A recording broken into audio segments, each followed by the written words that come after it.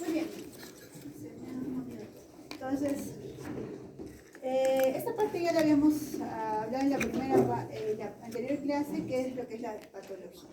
Entonces, patología es el estudio de la enfermedad, en este caso, que van ustedes a estudiar por órganos. Entonces, nosotros en este curso vamos a ver todo lo que son los cambios estructurales. Ustedes para eso recuerdan cómo era la célula, desde ahí vamos a recordar cómo está conformado el núcleo, las organelas que tiene, la membrana nuclear, qué pasa con todas esas estructuras cuando hay determinada patología, los cambios bioquímicos que se producen y obviamente cómo todo esto llega a afectar la función correcta de una célula. Entonces, las enfermedades parten desde las alteraciones de las organelas y después se manifiestan en las células en los tejidos y los tejidos finalmente en los órganos, ¿no? Por ejemplo, ahora ustedes pueden ver un órgano, que lo correcto debería ser delgado, y esto ya forma como un nódulo, un tumor, y eso es parte de la patología. Entonces, lo que ustedes tienen que aprender en este curso son los cambios, ciertos cambios moleculares básicos que van a haber, ¿no? Patologías que se manifiestan desde el punto de vista molecular, patologías infecciosas, patologías inmunológicas y todo eso cómo llega a manifestarse en el órgano, ¿no? Entonces, la patología explica, ustedes deben acabar este curso entendiendo el por qué se da esa determinada enfermedad y cómo se manifiesta en su paciente, es decir, cómo se dan los síntomas y los signos en su paciente de acuerdo a la enfermedad. Entonces, en la etiología, ustedes ya han visto que va a haber mutaciones genéticas, por ejemplo, el síndrome de Down, que va a ocasionar ciertas alteraciones estructurales en diversos órganos, ¿no? En su paciente. Entonces, hay mutaciones hereditarias, vamos a ver, recuerden que todos nosotros nacemos con ciertas mutaciones propias, ¿no? Ya en el transcurso de la vida, de acuerdo a cómo es su estilo de vida, estas mutaciones se van a llegar a manifestar. Es por eso que hay muchas enfermedades, más de la parte oncológica, tumores que son hereditarios, que vienen de familia, por ejemplo el cáncer de mama, cáncer ginecológico, sí es de familia, hay una carga alta genética, y la mayoría vienen a ser cánceres esporádicos, es decir, por la mutación con la que cada uno nace y en el transcurso de la vida, por los estímulos, estilo de vida, etc., se desarrollan esa tumoración, ¿no? Hay enfermedades adquiridas como infecciosas, la tuberculosis, que es muy frecuente en nuestro medio, carencias nutricionales, alteraciones bioquímicas, etc., y en general la gran cantidad de enfermedades se va a deber no solamente a un factor, sino a múltiples factores. Entonces, con la patología vamos a ver la causa, el por qué se está dando esa enfermedad. Cambios morfológicos, como hemos visto, vamos a ver alteraciones bioquímicas, inmunología, etc., dentro de nuestra célula, que tenemos que correlacionar para que finalmente entendamos cómo se dan las secuencias y cómo responde la célula. Por eso pongo una célula ahí. Cómo responde la célula frente a algo, ¿no? Por ejemplo, ahí tenemos una célula y va a haber una lesión celular y la célula reacciona. Y no solamente la célula forma tejidos y los tejidos forman órganos. Entonces, ustedes tienen un resultado final de signos y síntomas en su paciente. Listo. Entonces, para un poco entender, porque el primer tema del día es adaptaciones celulares. Entonces, ustedes tienen que recordar histología, ya les dije, eso es de base, histología. Entonces, el día de hoy vamos a recordar un poquito para que no se pierdan un poco con lo que vamos a ver. Entonces, ustedes saben que existen diversos tipos de epitelios, sobre todo epitelios, que van a tapizar nuestros órganos, ¿no? Entonces, epitelio, chicos, recuerden que es ese tejido que recubre. Entonces, a eso se llama epitelio. Tejido conectivo es aquello que da sostén, por ejemplo, tejido muscular, cartilaginoso, óseo, etc. Dentro de los epitelios que pueden ser simples, como les preguntaba, preguntar en su examen, creo. Pueden ser de una sola capa, pueden tener varias capas, y algunos que forman estructuras tubulares se llaman glándulas. Entonces, desde ya, si ven estructuras tubulares, en la histología eso es una glándula. Y después vamos a ver lo que es los prefijos, ¿no? Entonces tenemos el epitelio simple, el epitelio cúbico, los cilíndricos altos, pero que no son de una sola capa, y podemos ver cuál es la función de cada epitelio y dónde los vamos a encontrar, ¿ok? Entonces, todos estos llegan a recubrir. Esa es una glándula, y de hecho, si ven una estructura tubular, ustedes automáticamente, en la histología, glándula, una glándula. Tenemos epitelios específicos, por ejemplo, el pseudoestratificado, que conserva caliciformes, que lo vemos en las vías respiratorias. Los anteriores eran epitelios simples, y ahí empezamos con los epitelios que tienen más capas, que son los epitelios estratificados, ¿no? Entonces, ahí vemos más estratificación.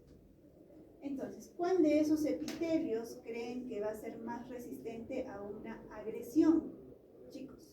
¿Un epitelio simple o un epitelio estratificado? El estratificado. Muy bien. Entonces, quiero que entiendan eso, porque cuando veamos ciertas patologías vamos a ver que estos epitelios van a recubrir ciertas zonas de nuestro cuerpo en las cuales vamos a tener más fricción, ¿no? Entonces, muy bien. Tenemos ahí el epitelio estratificado. Vean, recuerden, usualmente, ya recuerden, este es el núcleo, tenemos el citoplasma, la membrana citoplasmática. Usualmente los núcleos son pequeños en relación al citoplasma, ¿no? Entonces, bordes definidos del núcleo y un tamaño adecuado y uniforme en todos los epitelios que vamos a ver. Muy bien, entonces vamos a ver cómo todos estos epitelios se van a adaptar frente a una agresión que tenemos. Entonces, todos ustedes ahorita están en una homeostasis porque ninguno tiene una enfermedad manifiesta o algo, un estímulo que les esté alterando, ¿no? Entonces, a eso se llama una homeostasis. Todos ustedes están en equilibrio. ¿Qué pasa si hay un estímulo, un estrés en alguno de sus órganos? Entonces, su célula, porque ahora hablamos de células, tienen que adaptarse, ¿no?, al medio. Por ejemplo, el ejemplo típico, ustedes sufren de una gastritis, tienen un reflujo. Obviamente, el epitelio del esófago tiene un recubrimiento diferente al estómago. El estómago maneja pHs ácidos por los jugos gástricos que tenemos, y el esófago no va a tener el epitelio adecuado como para resistir un pH tan ácido. Entonces, ¿qué tiene que pasar con ese epitelio del esófago? Tiene que adaptarse. Entonces, tiene que cambiar. ¿Qué pasa si es que no se adapta esa célula? Puede llegar a lesionarse, y si es que ese estímulo es nocivo, puede llegar incluso a morir. ¿Okay? Entonces, las células, todas sus células tienen esa capacidad de por lo menos adaptarse, o si no, que la lesión sea leve y nuevamente vuelve a una homeostasis normal, ¿no? Entonces, por ejemplo, una bronquitis, hay inflamación, sus epitelios van a sufrir de repente ciertos cambios, o con una bronquitis crónica, ¿no? Pero sus células todavía se llegan a adaptar. Por ejemplo, ¿cuándo pueden morir? Que hoy día vamos a hablar un poco de ese tema. Por ejemplo, hay pacientes, una isquemia, hay un trombo a nivel de una arteria cerebral. Obviamente hay falta de oxígeno, esas células, si es que eso es irreversible, si es reversible esa obstrucción, su célula vuelve al estado normal. Pero ¿qué pasa si esa obstrucción dura mucho tiempo? Sus células llegan a morir, ¿no? Entonces, en este caso sufre isquemia, puede haber una infección severa o puede haber toxinas que van a ocasionar la muerte celular. Muy bien, en esa adaptación vamos a hablar, acá nos falta un tema más, los términos de hiperplasia, hipertrofia y atrofia. Y como ustedes pueden ver, ya hay un cambio en la hiperplasia, en el número de células, en la hipertrofia, vean el tamaño, y en la atrofia también vean el tamaño de las células. Entonces, esos son los términos que vamos a ver el día de hoy. Adaptaciones celulares. Entonces, nosotros tenemos diferentes tipos de tejidos. Y estas células, todas estas células, nuestros tejidos, parten a partir de una célula madre. La célula madre que va a dar origen a todos nuestros tejidos. Entonces, si ustedes recuerdan desde embriología, son dos células que se unen y empiezan a dividirse exponencialmente hasta que llegamos a formar órganos, etc. Entonces, conforme nosotros maduramos, pasa la fase de embriología, la etapa de embriología, nuestras células usualmente pierden esa capacidad de dividirse. Eso es lo normal, ¿no? Entonces, hay ciertas células madre, que son estas las que estimulan, que todavía mantienen su población celular diferenciada. Por ejemplo, hay algunas células que van a estar dividiéndose continuamente. Por ejemplo, las células que tapizan el tubo digestivo. Entonces, el epitelio intestinal en general es recambiado cada cierto tiempo. Entonces, estas células todavía están dividiéndose continuamente. Hay algunas células que no se dividen, pero frente a alguna necesidad se activan y son capaces de dividirse, como en lo que es el hígado. Por ejemplo, el hígado se regenera, sí existe la regeneración hepática. Entonces, en condiciones normales, sus hepatocitos mantienen su número, pero si digamos hay una inflamación o como lo que ven las donaciones, que los papás a veces donan un pedacito de hígado a sus hijos, un lóbulo, entonces el hígado en un tiempo vuelve a dividirse los hepatocitos y el hígado gana un poquito más de tamaño, ¿no? Entonces, esas son algunas de las células. Y otras células que nunca van a llegar a dividirse, ¿no? Sobre todo las células del cerebro, tus neuronas. Ustedes nacen con cierto número y mueren con menos neuronas, pero sus células no van a modificarse. Lo mismo que las células musculares, no tienen esa capacidad de dividirse. Entonces, tenemos factores extrínsecos. Por ejemplo, si hay alteración en la irrigación, en la inervación, por ejemplo, los pacientes que sufren paraplegia, ustedes van a ver que si no mueven las extremidades inferiores, estas empiezan a alterarse, se empiezan a hipotrofiar, ¿no? Entonces, por ejemplo, estímulos hormonales, en edad fértil hay cierta alteración, o con el uso de anticonceptivos, también va a haber cierta alteración en el endometrio y en la mama, el estrés físico y alteraciones bioquímicas, ¿no? Entonces, ¿cómo vamos a ver las adaptaciones de la célula? Depende del factor al cual su célula va a estar estimulada y también va a depender de las características de las células, de lo que habíamos visto. Células que sí pueden dividirse, células que no pueden dividirse, células que a veces, en ciertos casos, podrían dividirse, ¿no? Entonces, de acuerdo a la célula y al tipo de estímulo que tiene, vamos a ver cómo van a reaccionar sus células.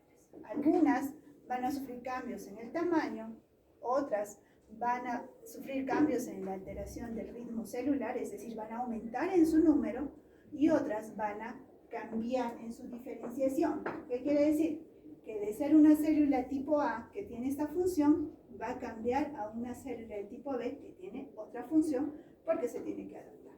¿Ok? Muy bien.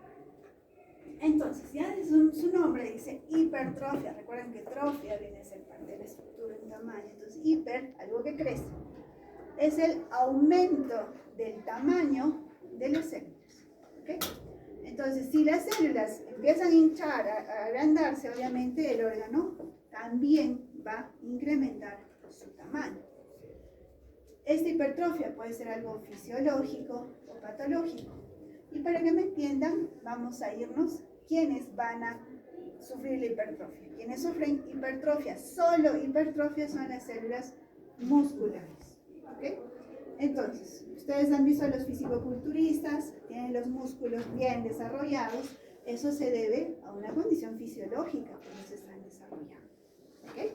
Entonces, algo patológico, por ejemplo, puede ser por lo que es en el corazón, por una sobrecarga al estímulo, pacientes con hipertensión o con insuficiencia cardíaca, dependiendo del tipo, vamos a ver que también va a sufrir una alteración, ¿no? Entonces, puede ser también en este caso como los fisicoculturistas, aumento de exigencias funcionales o estimulación hormonal. Mi ejemplo también los fisicoculturistas, que ayudan de hormonas para que estos puedan crecer un poco más. ¿Okay? En general, aumento de demanda con los fisicoculturistas. Entonces, en el corazón, ustedes recuerdan a los cardiomiocitos, que el tamaño normal viene a ser así pequeño, núcleo pequeñito, células medianas, y cuando se hipertrofian, vean, si acá vemos la relación núcleo-citoplasma, será 4:1 más o menos. En cambio acá ya es 10:1. Vean cómo el citoplasma se amplía, crece, se vuelven más rechonchitas y gordas. Vean acá. Entonces, eso es como en la histología se ve una hipertrofia en el músculo. Y cómo se traduce en el corazón al evaluar el grosor de las paredes del ventrículo. Entonces, esta sería una cardiopatía hipertrófica, ¿no? O bueno, sería una hipertrofia ventricular derecha, dependiendo, ¿no? La patología. Y lo mismo acá, si evaluamos el grosor, recuerden que normalmente, fisiológicamente, el ventrículo izquierdo es más grueso, ¿no? Pero ahí no es tanta la diferencia, vean el grosor, este pasa de medida, ¿no? Entonces, esto es algo patológico, lo vamos a ver en el músculo y en el corazón. Nuevamente, acá, por sobrecarga, dependiendo de la patología, si es una sobrecarga de presión o de volumen, vean, va a ser una hipertrofia concéntrica o una excéntrica. Crece, vean, la cavidad crece, pero para afuera. En cambio, acá crece, pero para adentro. Entonces, concéntrica o excéntrica. Entonces, en el corazón. Sencillo, es la hipertrofia. La hiperplasia viene a ser el aumento del número de células, es decir, esas células tienen la capacidad de replicarse. Entonces, si va a haber un aumento en el número de células, va a haber un aumento en la masa del órgano. Entonces, puede ser algo hormonal, por ejemplo, ya les hablaba del estímulo de anticonceptivos en el tejido mamario o en el endometrio, o puede ser una compensación tras una resección parcial. Por ejemplo, en el hígado tiene esa capacidad. Entonces, aumenta su número y también aumenta obviamente el tamaño del órgano. Algo patológico cuando ya hay un exceso hormonal. Recuerden que a veces hay desbalances hormonales que van a hacer de que, por ejemplo, en el endometrio se endurece más de lo normal, factores de crecimiento, ¿no? Y eso también no solamente en el endometrio, en el varón, la famosa hiperplasia de próstata, que a cierta edad da casi el 90% de varones, también se va a dar debido a una hiperplasia, y por eso su nombre, hiperplasia de próstata. Hay unas infecciones virales, por ejemplo, el papiloma. El virus del papiloma infecta epitelios y también aumenta su número de células de este, ¿no? Por ejemplo, este es un endometrio. Ya les he dicho, ustedes ven tubitos y esto es glándula. Recuerden que el endometrio es un epitelio glandular. Entonces tiene fases, etc. Pero si ustedes ven la relación, el tamaño de glándulas es algo mediano, el espacio entre ellas están espaciadas. Y en la otra imagen vemos glándulas, veo tubitos, pero ustedes pueden ver que están más juntos y ya no solamente forman así tubitos bien redonditos. Acá ya tienen como bracitos, ¿verdad? Entonces, este epitelio está aumentando el número. Entonces, esta es una hiperplasia endometrial. ¿Y cuál es la manifestación? En la mayoría de hiperplasias, sangrados en las pacientes, ¿no? Sangrados que no tienen que ver con su periodo menstrual. ¿Cómo se traduce en el órgano? ¿Qué cosa se engresa? El endometrio. Entonces vemos ahí el útero, este es el cuello uterino, este es el fondo del útero, lo hemos partido por la mitad y veo la cavidad endouterina. Vean cómo el endometrio se llega a engrosar tanto, ¿no? Entonces, por eso que hay sangrado profuso en las pacientes que tienen la hiperplasia endometrial. Otro caso en lo que es, olvidamos. En la mayoría de tejidos, chicos, no es solamente diferenciar este tiene hiperplasia y este es hipertrofia. No, tanto la hiperplasia y la hipertrofia en la mayoría de tejidos van juntos, exceptuando en el corazón, que el corazón o los músculos que sí sufren hipertrofia. Ellos sí solamente sufren hipertrofia. Pero en la mayoría de tejidos, la hiperplasia y la hipertrofia van de la manita, van juntos. Entonces, el útero Vean, este es un útero gestacional, normalmente lo vemos partir por la mitad. El sangrado que ven es porque recién se ha extraído la placenta, obviamente, y hay ciertos restos, pero nosotros nos interesamos en la pared uterina. Recuerden que en la gestación el útero tiene que aumentar de tamaño para que pueda anidar al feto. Entonces, el grosor, vean este grosor de la pared uterina. Entonces, en este caso hay hiperplasia, hay aumento del número de células y también va a haber hipertrofia, ¿no? Entonces ahí vemos a las células musculares y ahí vemos que van a aumentar en volumen, vean este tamaño de la célula grandota, y también acá se ve de mejor manera porque los núcleos están más cerquita, hay un incremento en el número de células. ¿Okay? Muy bien, en el útero gestacional lo mismo, es grande, acá no se ven muy bien las imágenes, vamos a pasar a la siguiente imagen. Ahí vamos a ver lo que es la atrofia. La atrofia es lo opuesto a la hipertrofia. Entonces, la atrofia, ¿qué significa? Se reduce, se vuelve más pequeñito el tamaño de un órgano o un tejido. ¿Y este va a ser por qué? Porque también se reduce el tamaño y el número de células. ¿Okay? Entonces, ¿por qué se va a dar la atrofia? Puede ser porque hay menor síntesis de proteínas, no hay una buena nutrición, o porque hay un incremento de la degradación celular o una autofagia, ¿no? Entonces, finalmente se empieza a como que a absorber las propias células y empiezan a achicarse.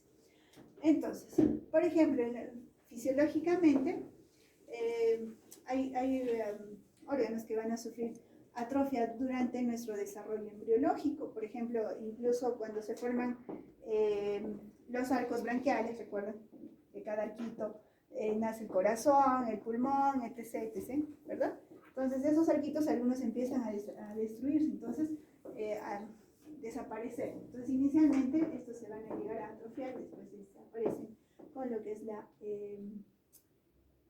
apostosis, ¿no? Pero vamos con la atrofia. Lo siguiente, el útero puerperal. Recuerden que las mujeres estamos comandadas, estamos en todo nuestro periodo reproductivo, dependemos mucho de las hormonas, y cuando estas pasan y se llega a la fase de menopausia, ya no hay las hormonas que mantenían el tamaño y el funcionamiento adecuado. Entonces, ¿qué pasa con el útero? El útero también se vuelve pequeñito, y también en la gestante. No recuerden que después de una gestante está un tiempo con el útero grande, pero este también tiene que empezar a reducirse. Entonces, también ahí vamos a ver lo que es la atrofia. La parte patológica, por ejemplo, en las fracturas, si alguien de ustedes usa yesos por un mes, etc., va a notar de que sus músculos también se vuelven más, o sea, si comparan ambos brazos, uno de ellos está más delgadito. Entonces, eso se da atrofia. ¿Pero por qué? Porque no está trabajando, no hay una carga de trabajo adecuada en ese órgano, en esa zona. Pérdida de inervación o la denervación. Pacientes parapléjicos, van a ver que en muchos de los pacientes se les tiene que hacer rehabilitación para que los músculos no se atrofien del todo y por lo menos mantengan un poco de masa muscular. Recuerden que cuando no se hace actividad, lo primero que se atrofia van a ser los músculos. ¿Okay? Cuando hay alteración en la irrigación, por ejemplo, en el cerebro. Lamentablemente, con los años, la aterosclerosis, etc., va a haber zonas que no se irrigan y también va a haber zonas que se van a llegar a atrofiar. Seguro, si están haciendo imágenes, van a ver signos, cuando vean tomografías de cerebro, van a ver signos de cómo se ve la atrofia del cerebro también, ¿no? Entonces, se reducen, los surcos aumentan, perdón, en lo que es la atrofia. Nutrición, la falta de nutrición, sobre todo en la proteico-calórica, ¿no? Que también se puede dar en los músculos, entre los otros. Pérdida de estímulo, como ya les adelanté, la menopausia. Y, por ejemplo, por presión, efecto de masa, cuando aumenta un tumor, por ejemplo, si los miomas, que es frecuente encontrar en el útero, si estos incrementan de tamaño, puede apretar órganos adyacentes y estos empiezan a reducirse porque no hay un espacio adecuado para ellos, y también van a sufrir atrofia de sus órganos. Muy bien, entonces, un ejemplo, por ejemplo, de atrofia, cuando no hay el descenso testicular. Ustedes saben por embriología que los testículos tienen que descender desde cavidad abdominal hasta la bolsa escrotal.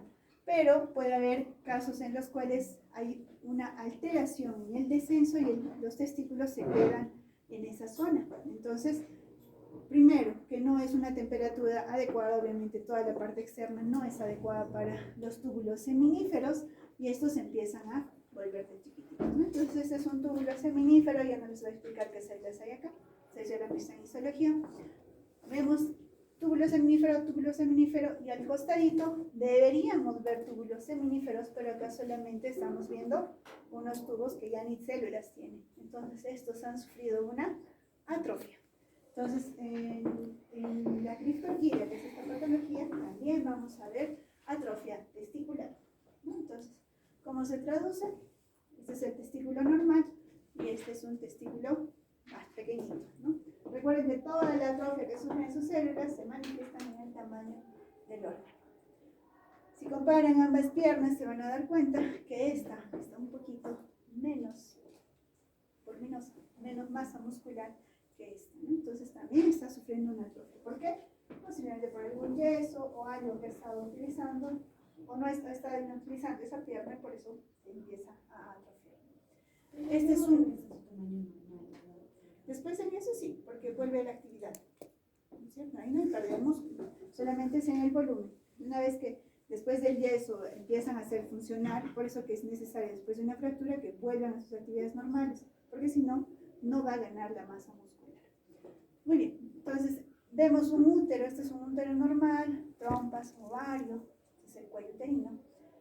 Y si comparan, esto también es un útero, claro, sin anexos, este es un útero, este es el cuello uterino. Comparen el tamaño del útero con este útero, el cuerpo uterino, de este con este. Este es el que ha sufrido una atrofia y este es una paciente en menopausia. ¿Okay? Entonces, esto es cómo se manifiesta en el órgano. En imágenes anteriores habíamos visto que si hay glándulas en el endometrio, hay glandulitas, pero veíamos glándulas unas como otras cerquita. En cambio, cuando sufre atrofia, vean, las glándulas se ponen más chiquititas, separadas, y después casi se ve solo una hilerita de glándulas. Entonces, es una atrofia de endometrio también, ¿no? Y atrofia en general del músculo, del miometrio, que sufre también el útero en la menopausia. Muy bien, entonces, claro, con la atrofia vamos a la siguiente adaptación que viene a ser la metaplasia. Entonces, ¿qué es la metaplasia, chicos? La metaplasia es el cambio que hemos visto, ¿no? Entonces va a ser un cambio de la célula diferenciada. Todas sus células de ustedes son diferenciadas porque tienen una determinada función, que va a ser sustituida por otro tipo de célula, otro tipo de fenotipo de la célula. Entonces, si es una célula que está sometida al estrés, tiene que cambiar hacia un epitelio, hacia una célula que pueda sufrir, o que pueda adaptarse a mayores fricciones, mayor resistencia, etc. Por ejemplo, lo que les di el ejemplo hace rato, aquellas personas que tienen reflujo constante hacia el reflujo gastroesofágico, en el esófago, ¿qué tipo de epitelio tenemos? El epitelio escamoso, que tiene varias capas. Como el epitelio escamoso no va a adaptarse al pH del estómago, tiene que ir hacia un epitelio que se adapte a ese tipo de pH, que en este caso va a ser el cilíndrico, con células caliciformes, rico en mucina, y a este cambio se llama el famoso esófago de Barrett. Entonces, el esófago de Barrett no es más que una metaplasia a nivel del esófago, en el cual cambia el epitelio escamoso a un tipo cilíndrico. Puede haber, por ejemplo, en los bronquios, justo les hablaba, en los bronquios había un epitelio cilíndrico, ciliado, pseudoestratificado, con células caliciformes, ¿verdad? Entonces es el epitelio típico del epitelio respiratorio. ¿Qué pasa con los pacientes fumadores o que están sometidos a mucho humo? Obviamente ese epitelio no está apto para la cantidad de toxinas, del depósito de carbón, etc. Entonces estos tienen que mutar, tienen que cambiar, tienen que sufrir una metaplasia. ¿Ya? ¿A qué tipo de epitelio? El epitelio más resistente, que va a ser el escamoso. Entonces, es a nivel de los bronquios, vías aéreas, fosas nasales, se sufre esa metaplasia. Y si vivimos en una zona, por ejemplo en Lima, la gran mayoría debe tener este tipo de epitelio por el smog que se inhala diariamente. Entonces, Doctor, ¿y es frecuente encontrar? Sí, cuando nos mandan biopsias de nariz o examinamos tejidos en los cuales vemos epitelio respiratorio, sí podemos encontrar metaplasia escamosa. ¿Okay? Entonces sí es frecuente encontrar. Es parte de nuestra adaptación. ¿Qué más? Perdón. El tejido conectivo, todo lo que hemos visto antes era el tejido epitelial. El tejido conectivo, por ejemplo, también puede adaptarse, ¿no? Debido a inflamaciones o algún estrés, algo que esté lesionando estas células, por ejemplo, a nivel del músculo, puede llegar a calcificarse. Ahí tenemos la miositis osificante, también tenemos este tipo de patologías. ¿Okay? Entonces, no solamente la metaplasia se da en las células epiteliales, sino en todo tipo de células, como las mesenquimales también. ¿Okay? Entonces, en este caso, la célula madre, que en su inicio daba las señales, va a haber como una diferenciación, una mutación, eso los cambios de mutación. Entonces, por eso que el fenotipo de sus células cambia. Muy bien, este es el famoso esófago de Barrett. Ustedes lo que están viendo es una endoscopía. Si han visto, lo que se van a ver, el epitelio del esófago es blanco, usualmente así como este. Y cuando ven una lesión rojiza asalmonada, eso es esófago de Barrett. Entonces, eso es como el gastroenterólogo dice esófago de Barrett y biopsian, y el patólogo da el diagnóstico final y dice sí, es esófago de Barrett. ¿Cómo vemos el esófago de Barrett? Más o menos orientados para que vean. En la parte superior ustedes pueden ver núcleos que están uno encima de otro. Entonces este es un epitelio estratificado, tiene varias capas. Entonces estamos hablando de esófago. El esófago tenía glándulas, tiene glándulas pero no de este tipo. Acá ustedes pueden ver una glándula y acá ven unas células blanquitas que son como en el intestino, células caliciformes, y todo lo que ustedes están viendo, acá también, estas bolitas. Lo que están viendo ustedes, este es el esófago de Barrett, porque estos cambios tipo intestinales no debería tener en el esófago. Entonces, el diagnóstico final es con la biopsia y sí, es un esófago de Barrett. ¿Dónde también tengo metaplasia escamosa? En el cuello uterino. En el cuello uterino, ustedes recuerdan, cuello uterino, y ven una colposcopía, ¿no? El cuello uterino, esta zona. Tiene dos zonas, anatomía, exocervix y canal endocervical, ¿verdad? El exocervix se tapiza, como es una zona que tiene que estar protegida por la fricción que puede pasar en el coito, porque si no ahí sí sangrarían, no debería pasar eso. Entonces el epitelio que se tiene es un epitelio resistente, es un epitelio escamoso. Y en el endocervix, el epitelio que se tiene es un tipo de glándulas, porque está en el canal, ¿verdad? Entonces es un epitelio que lubrica, ¿no? Esa zona, entonces tiene que haber glándulas, hay secreción. Entonces, en el cuello uterino tengo epitelio escamoso, en el exocervix, y en el endocervix tengo que tener glándulas y mucina, un epitelio con mucina, que vamos a ver ahorita. Esta es una glándula endocervical, tiene que tener mucina. Entonces, ¿qué pasa? No sé si es que les he puesto esta imagen, ya no recuerdo. ¿Qué pasa cuando estamos en edad fértil? En general, la mujer está en edad fértil. Esta zona, que es la zona de transición, ¿no? Donde hay un cambio de epitelio escamoso al endocervix, esta zona sería la de transición. Por los efectos hormonales, esta zona se mueve y se vierte, ¿no? Llega hasta acá incluso. Entonces, este epitelio, que es un epitelio simple cilíndrico, está expuesto hasta esta zona. Entonces, como va a haber fricción en esta zona durante el coito, entonces, ¿qué va a pasar? Esta zona empieza a metaplasear, empieza a cambiar. Entonces, ¿a qué epitelio tenía que cambiar un epitelio resistente? A un epitelio escamoso, a este tipo de epitelio. Entonces, en el cuello uterino también se tiene la metaplasia escamosa, entre algunos otros ejemplos que después les voy a pedir a ustedes que averigüen qué otras metaplasias tenemos. Muy bien, entonces, bastante sencillo los términos. Hiperplasia, aumento en el número de células. Hipertrofia, aumento en el tamaño ¿no?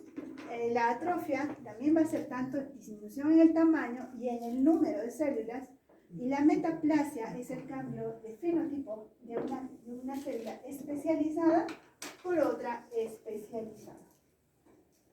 Muy bien, ahí tenemos en la parte superior un epitelio normal, esa línea recta que ustedes están viendo, chicos, desde ahora, si ven, recuerden que todo epitelio no está flotando en el aire, tiene que tener un suelo donde descansa, eso se llama lámina propia o membrana basal, ¿no? Entonces, ahí tenemos un epitelio normal, células normales, ahí están descansando, y en la parte de abajo vemos que hay un aumento en el número, entonces es una hiperplasia.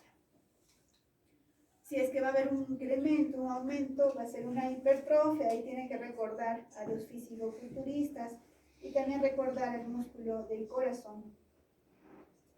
Y la atrofia es cuando una disminución por la demanda, ¿no? Por el paciente con fractura, etc. Dentro de los ejemplos que se recuerdan, con parálisis. Creo que no se guardó las imágenes que he visto, bueno, no importa.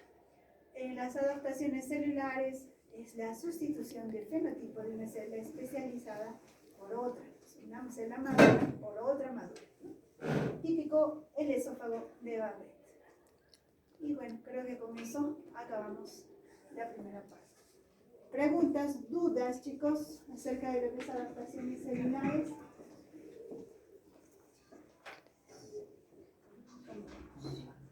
Muy bien, entonces nos vemos en lo que descansa un poquito, unos 10 minutos.